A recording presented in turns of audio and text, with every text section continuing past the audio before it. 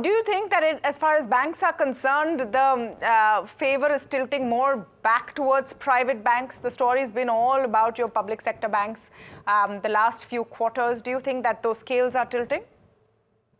So it depends on this capex rally piece, right? So if the private sector capex rally begins, which I'm pretty optimistic it will, if the public sector banks take a very aggressive stance in financing that private capex, and if the private sector banks, perhaps scarred by the memories of 2011, 12, 13, stay back, hold back, then I think the PSU banks could continue to outperform the private sector banks. But my hope is, given the strong position that, say, Axis, Kotak, HDFC Bank find themselves in, ICICI find themselves in, I'm hoping that all of these banks get on the front foot in terms of funding private sector capex.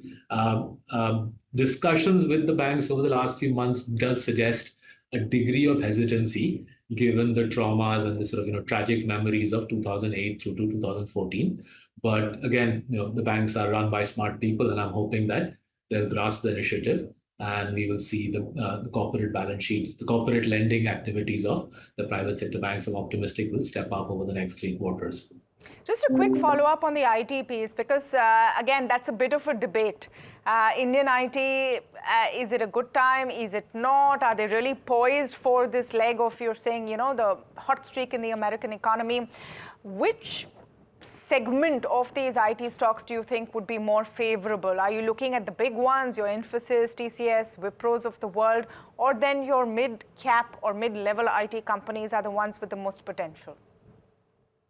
So look, from what we are hearing in our discussions, Tamanna, AI and Gen AI is a massive priority for Western CEOs, right? It's a colossal priority. And roughly what we are hearing is, for every dollar that the Fortune 500 companies are spending on, say, cloud storage, as a sort of rough rule of thumb, for every dollar that the Fortune 500 companies are spending on cloud storage, their AI spend is going to be almost 10x that, right? So as an order of magnitude, this sounds to me to be the beginning of a 4 or 5 year burst in IT services activity, where the Fortune 500 companies first shift to cloud. Remember, 70% of the Fortune 500 is yet to shift to cloud. So first they shift to cloud, then they start moving to AI, which in turn necessitates a new wave of spending on software as a services. So it looks to be the beginning of a big wave of work for Indian IT.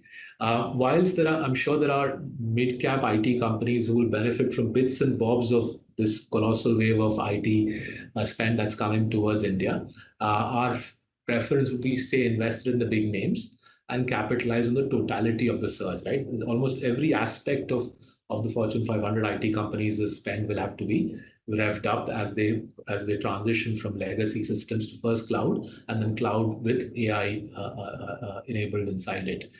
So the outlook looks good.